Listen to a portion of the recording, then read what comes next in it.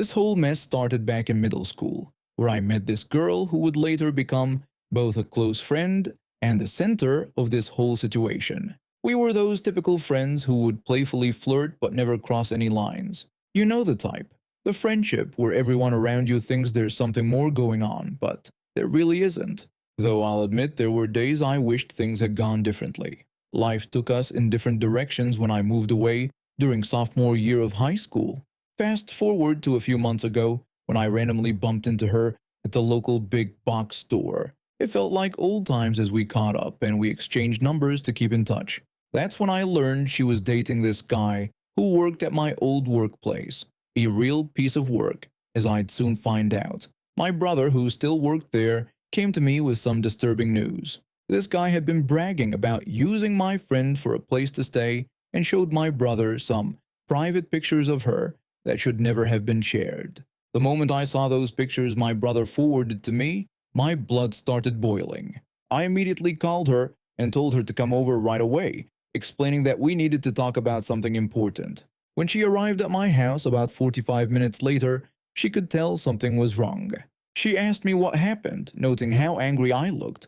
I showed her the pictures and explained how her boyfriend worked with my brother and had been showing these pictures around while bragging about using her for a place to stay. Let me tell you, my friend is not someone you want to mess with when she's angry. She immediately called him and spent nearly an hour yelling at him, calling him out for being a lying, manipulative person, and berating him for sharing those private pictures. But I wasn't done yet. I knew the store he worked at had high-definition security cameras everywhere due to previous robberies.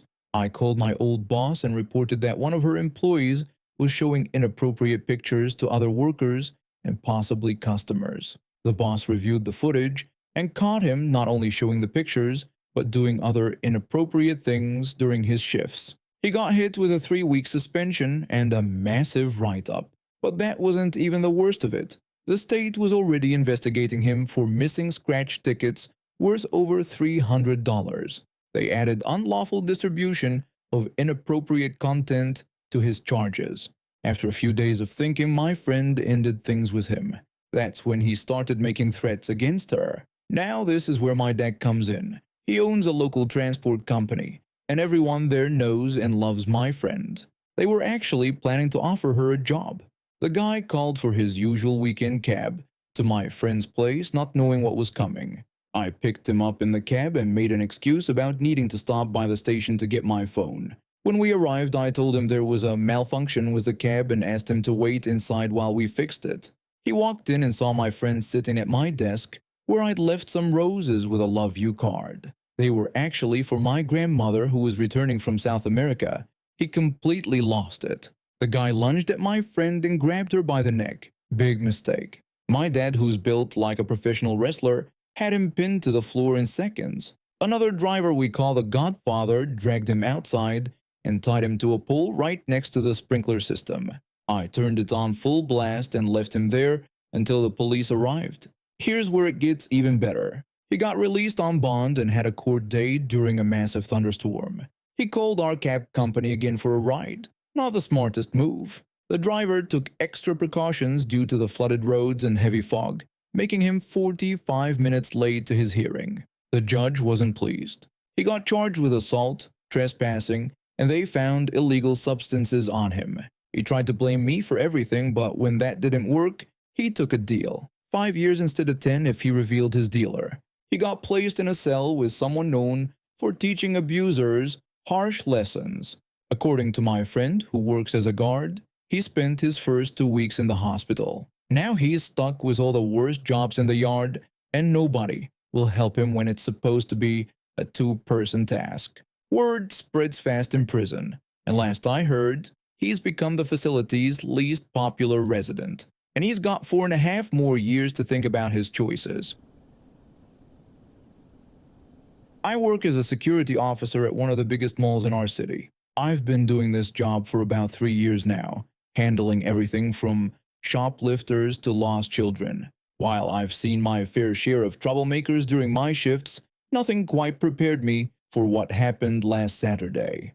I was doing my regular patrol around the second floor, checking in with store owners and making sure everything was running smoothly. Around 2 p.m., I noticed a small crowd gathering near one of the clothing stores. Usually, when people start clustering like that, it means trouble, so I made my way over to check things out. What I witnessed next made my blood boil. In the middle of the crowd was this woman, let's call her Karen, with 3 kids who looked between 8 and 12 years old. From the expensive bags they were carrying and their clothes, you could tell they had money. They were harassing a young woman who was clearly blind, evident from her white cane and the way she was trying to navigate through the space. I heard Karen yelling at the blind woman, accusing her of bumping into her children.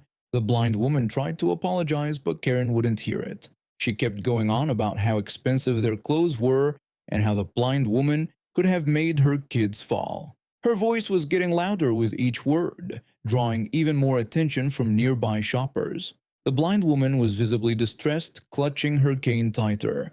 Her hands were shaking and you could see she was trying her best to remain calm despite the horrible situation. Before I could intervene, Karen's behavior escalated. She started talking about how her youngest child had been wanting a walking stick to play with, and then had the audacity to say that the glasses would look better on her daughter. The blind woman tried to protest, explaining that she needed her things but couldn't even finish her sentence. Before she could get the words out, Karen actually grabbed the glasses right off her face and snatched the cane from her hands. The blind woman lost her balance and fell to the ground, while Karen's kids laughed and pointed at her. Some people in the crowd gasped in shock, while others pulled out their phones to record the incident. I was already reaching for my radio when something unexpected happened. Out of nowhere, this young man came charging through the crowd. Without any warning, he executed a perfect sidekick that caught Karen right in her ribs, sending her sprawling to the floor. In one fluid motion, he recovered the glasses from Karen's face and took back the cane from her kid, who was waving it around like a toy sword. The crowd fell silent, stunned by this sudden turn of events. The young man then threatened Karen, warning her that if she ever touched his sister again, a kick would be the least of her worries. His voice was ice cold, and even I felt a chill run down my spine. He helped the blind woman up, and that's when it clicked. They must have separated briefly while shopping, and Karen saw an opportunity to take advantage of the situation. The young man put the glasses back on his sister's face and handed her the cane, all while keeping his eyes locked on Karen, who was still whimpering on the floor and clutching her side. By this point, my colleague had arrived as backup, and we detained Karen while waiting for the police. Her kids were crying now, but not because they felt bad about what happened. They were upset that they couldn't keep the toys they'd stolen. The oldest one was even demanding that we arrest the young man for hurting their mother. The police arrived within minutes. After reviewing the mall security footage and taking statements from multiple witnesses, they arrested Karen for assault and attempted robbery. The blind woman was still shaking, but her brother kept her close, whispering reassurances. I could see her gradually calming down as he spoke to her. They declined medical attention, but agreed to give statements to the police. When they walked away, I overheard the brother suggesting that maybe they should stick to online shopping for a while, trying to lighten the mood despite the awful situation they'd just been through. Karen spent the rest of her afternoon in the back of a police car, screaming about how she was going to sue everyone. The mall, the young man, even me for some reason. She kept insisting that she was the real victim here and that the blind woman should have been more careful. Last I heard, she's facing multiple charges and has been banned from every mall in the city. The video of the incident went viral on social media, and people are calling her the blind robbing banshee. Some of the witnesses who recorded the incident shared their videos with local news stations, making sure everyone knew exactly what kind of person she was. I've been in retail management for over 2 decades, and I've seen my fair share of workplace drama. But this story about my former co-worker takes the cake for being the most two-faced person I've ever met. I started as a frozen food department manager at a large supermarket. One day, I got an offer that seemed too good to be true, and it was. After just 3 days at the new job, I realized my new boss had completely lied about the working hours and responsibilities. I went back to my old supermarket, and my former boss welcomed me back without hesitation, even giving me my old position back. This meant my replacement, who I'll call the snake, because that's what he turned out to be, had to go back to his previous role. Initially, the snake and I were actually good friends. We'd go fishing together, our families even vacationed together in Florida one year. We lived close by, so we'd often ride our bikes to work together. Things were great, especially after I got promoted to grocery department manager, making me third in command of the entire store. But then things started getting weird. People began approaching me with strange questions about things I supposedly said. My night crew, who had always been great to work with, suddenly turned hostile. I couldn't figure it out until I started noticing a pattern. The snake was poisoning everyone against me. When I asked one of my night crew members what was going on and why they seemed different lately, they told me they had heard about my supposed comments about them. When I asked what comments they meant, they said I had allegedly called them lazy and threatened to fire half of them. I started working night shifts occasionally to show them who I really was, and things improved. But the snake wasn't done. He got transferred back to frozen foods, and that's when things got interesting. He'd bring in frozen dinners every day, claiming they were from sales representatives. I even caught him switching price labels for his wife. This was back in the 80s before scanners. I kept quiet because I knew reporting him for small stuff would only result in a warning, and he'd make my life hell afterward. But karma had other plans. Another department manager finally got fed up and reported him for the frozen dinner scam. Just as I predicted, he only got a warning. But here's where it gets good. He immediately started telling everyone I was the one who reported him. The department manager who actually did it confronted him, telling him straight up that she was the one who reported him, not me, and that she was going to make sure everyone knew it. The snake came running to me right after. He tried to explain that there had been a misunderstanding, but I just shrugged it off without saying much. Nobody trusted him after that. Later, the department manager told me something interesting. Apparently, the snake had been bitter about my promotions ever since I came back years ago. He thought he deserved them more than me. The story gets better. A new grocery store opened in town, and the snake got a management position there. He spent weeks trying to convince our employees to join him. Nobody did. At his new job, he tried his old tricks, attempting to sabotage the assistant manager. They weren't fooled and fired him after a few weeks. He came crawling back to our store begging for any position, even as a grocery bagger. The store manager asked for my opinion about giving him another chance. I told her that we didn't need the drama and that I wouldn't hire him back if it were my decision. She didn't hire him. The company expanded to several more stores after that, so he missed out on lots of opportunities, all because he couldn't stop trying to sabotage others instead of focusing on his own work. The funny thing is, despite everything that happened back then when I took my position back, he never once talked to me about it during all those times we hung out. He just let it fester while pretending to be my friend. I actually felt bad about that situation, but it wasn't my decision. The store manager insisted on giving me my old position back. In the end, his own actions led to his downfall, and he lost not just his job, but also all future opportunities with a growing company. I've been in the corporate world long enough to know that office politics can get messy, but what happened at my last job was something straight out of a soap opera.